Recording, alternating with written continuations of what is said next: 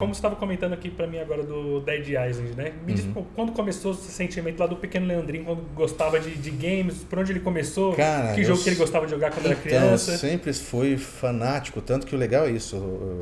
Eu comecei escrevendo sobre games antigos, porque eu jogo hoje atualmente, no PlayStation e tudo mais, mas acho que a galera hoje que tá batendo os 40 e pouco é mais retrô do que nos jogos atuais, até porque a gente tem que ter um tempo para ficar fazendo... Que seja uma divisão até mais clara, eu acho que é do modo single player pro online, né? Online, é. Eu não tenho problema com online, na verdade o problema que eu tenho com os jogos da geração atual é que você fica lá, as campanhas são enormes, né? É. Então pra você jogar alguma coisa demanda muito antiga... tempo. Eu comecei, na verdade, o meu primeiro videogame que nem foi eu que ganhei, foi minha irmã que ganhou, foi um Atari, quando eu tinha 7 anos. Quando chegou no Brasil o Atari, aquela caixa Polivox, meados de 86, 87. Mas desde aquela época tinha jogos que tinham campanhas grandes, né? Tinha essa parte, por exemplo, que eu comecei no Super Nintendo, né? Tá. Então, pra aquela época o Super Mario era gigantesco. Não, era gigantesco, mas o Atari, que ele veio uma geração antes, você pegava lá um jogo, e até hoje eu vou dizer pra você que eu ainda jogo muito. Eu tenho uma estante, eu tenho um quadro no meu canal que ele chama Estantes Anos 80, que é uma estante que eu tenho os videogames antigos. Porque eu acho que pra você jogar, você tem que deixar tudo meio que ligado. Se você for guardar os videogames e falar, quando eu chegar, vou ligar, pegar o cabo, a fonte, você não vai jogar. Então eu já deixo tudo ali ligado. O que eu mais costumo jogar é justamente um Atari, um Nintendinho 8 bits, porque são jogatinas rápidas. Você vai trabalhar, você fala, putz, daqui a 20 minutos eu sair. Deixa eu ligar e jogar uma partida de, sei lá, um Enduro, que você vai jogar um River Raid, um Pac-Man, alguma coisa assim. Gosto dos jogos atuais também. Então, um jogo de Nintendinho ou Master System, você, numa sentada, digamos assim, você termina. Você pega um sábado à noite, você pega um Mario Bros 3, que eu gosto muito, né, que saiu no Nintendinho. Com 2 horas você termina ele. Um Spider-Man do Play 4, Play 5, com 2 horas você sai das cutscenes iniciais. É verdade. Entendeu? Mas eu vou te falar que o pessoal reclama ainda, né? Não. O pessoal que é muito curto, né? Que é muito curto, mas não se preocupa que as empresas vão mandando DLC, você pagando em dólares ali, para você deixar infinito a campanha, né? Então, mas assim, comecei com Atari, tá? Depois daí a Atari, a minha irmã ganhou a Atari, ela não jogava, eu obviamente comecei a pegar, né? Aquela coisa, naquela cabeça do pessoal dos anos 80, videogame era coisa de menino, né? Então minha irmã, legal, bacana, jogou um pouquinho e deixou pra mim. Na época, isso que é legal, na época, isso nos 80, eu morava lá perto de Osasco e eu já alugava, já existia locadora que alugava jogos de Atari, né? Aquela época era o boom da Blockbuster, né? Então, alugava desde filmes até... Exatamente, mas era antes. O antes... pessoal hoje não imagina o que é isso. Era antes mesmo. Eu pegava as fitinhas mesmo de Atari, alugava, o pessoal no colégio porque era trocava. Muito caro, né? Era caro. Na verdade, uma fita de videogame, você só... Naquela época você ganhava em 2 ocasiões. Era ou Natal ou no aniversário. Né? E se você escolher errado, o meu sócio Maurício, a gente brinca até hoje, que tinha um jogo que era esconde-esconde. No Natal, ele falou, vou escolher... Não tinha gameplay, não tinha YouTube. Nada. A gente não tinha nem revista naquela época do videogame. Pouco a revista se só saiu depois. Né? E daí ele escolheu um jogo na Mesbla que era esconde-esconde do Atari. É horrível. O pessoal fala que o ET é ruim, aquele é horrível. Então você perde um presente de Natal, a gente jogou 2 horas no dia seguinte do Natal ali, e ele falou, putz, cara, agora o próximo só daqui a 6 meses. Entendeu? Mas saindo do Atari eu entrei depois. E fica bom no jogo, né? Porque zera tantas vezes que... Então, mas aí que é.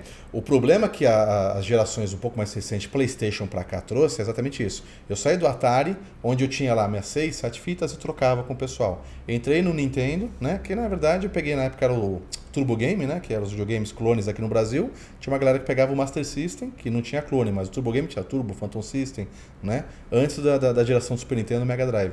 A mesma coisa, as fitas eram caras também. Só que o pessoal cada um tinha pouco, 5, 6 fitas. Então o pessoal jogava aquele final de semana até acabar. Ou a gente pegava a graninha da merenda da escola e alugava na locadora e pegava na sexta, devolvia na segunda-feira. Mas você ficava com o jogo direto.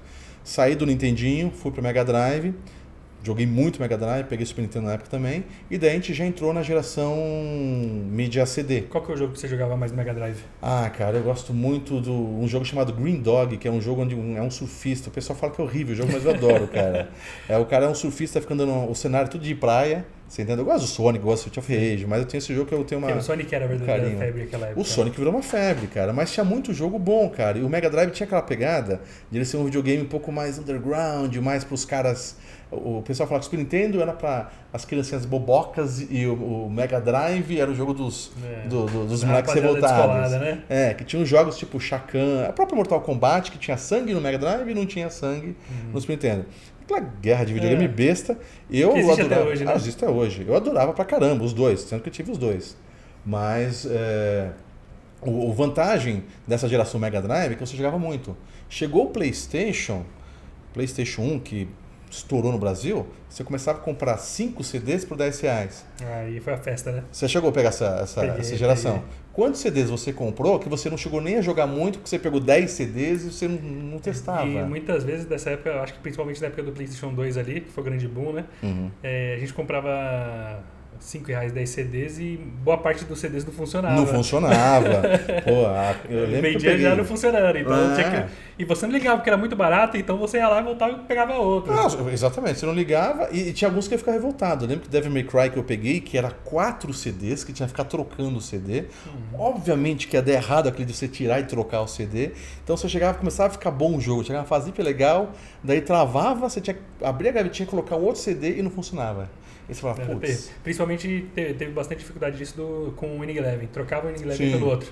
Puta. Assim, lançava o 7, aí daqui a um mês lançava o 8. Lançava o 8, aí tinha aquelas versões... Que é o Bomba Pet hoje, né? Que os caras botavam vários jogadores, cara. Mas eu sempre fui muito aficionado em videogame, gostei... Nintendinho, pra mim, os principais eram Nintendinho 8 bits, Mega Drive gosto bastante e o Atari. A geração PlayStation eu peguei ela toda, com 1, 2, 3, tô no Play 4 ainda. Mas é o que eu falei, por falta de tempo hoje, loucura do trabalho, dia a dia, filho, tudo mais, sei o quê. Então de vez em quando eu chego em casa e falo assim, cara, eu tenho 1 hora. Cronometrado, né? 1 hora você ou assiste umas cutscenes do Play, né, ou do Xbox, que seja, ou você quase termina um jogo da geração antiga. Você entendeu? Então assim, tem alguns jogos que o BioShock, quando o BioShock foi do Play 3, se não me engano, que esse é o primeiro. O primeiro PlayStation 3. No Play 3. Pô, foi um jogo que eu falei, cara, sensacional. Um jogo que a temática dele é uma coisa que ele puxa você. É uma imersão que você não tem em grau menor nos videogames antigos, né? Então, as vantagens desses consoles novos é que a imersão é incrível. Mas tá? A gente sente muito isso, né? Quando lança um videogame, o outro já é passado. A gente jogava PlayStation 1 achando que o gráfico era maravilhoso. Aqueles quadradão maravilhoso, né, cara? Eu não posso falar parecia tudo Minecraft, né? Exatamente. Eu não posso falar quadradão porque eu gostava do Atari. O Atari, o primeiro RPG, é um jogo que era um quadradinho, que era de Adventure. Era um bonequinho, era um quadradinho, né? Mas assim, eu joguei muito Bomberman também. Bomberman era fantástico. Então. Mas é que tá, com o Bomberman é um jogo que você junta a galera, você joga lá meia hora, pontuação sempre. Jogos mais antigos vai muito isso de pontuação, né? Então assim, o fator replay é muito grande, tá? Então você pode jogar várias vezes, né? E é o que eu falei, jogatina rápidas e o fato é que você não enjoa, né? Não é você não enjoa. Não é que enjoa, exatamente. O problema dos jogos novos, são bons. Só que o fator replay, assim, não é muito grande. Por isso que eles ficam lançando DLCs para você dar um pouquinho... Dar um pouquinho de sobrevida. Você vai gastar 300 pau num jogo novo, né? Um AAA. Você vai jogar ele, de repente você pega um final de semana, na sexta-feira, joga sexta, noite, sábado, dia todo, domingo, você acaba. Segunda-feira fala, putz, cara, queimei os 300 pau agora.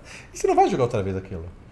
Tem a parte dos troféus que puxa. Eu não sou de ficar platinando. Eu não sou de... Tem uma galera que gosta. Tem a galera que, se você pular naquele cantinho ali, você vai pegar aquele troféu. Eu falei, meu, chapa lá, cara.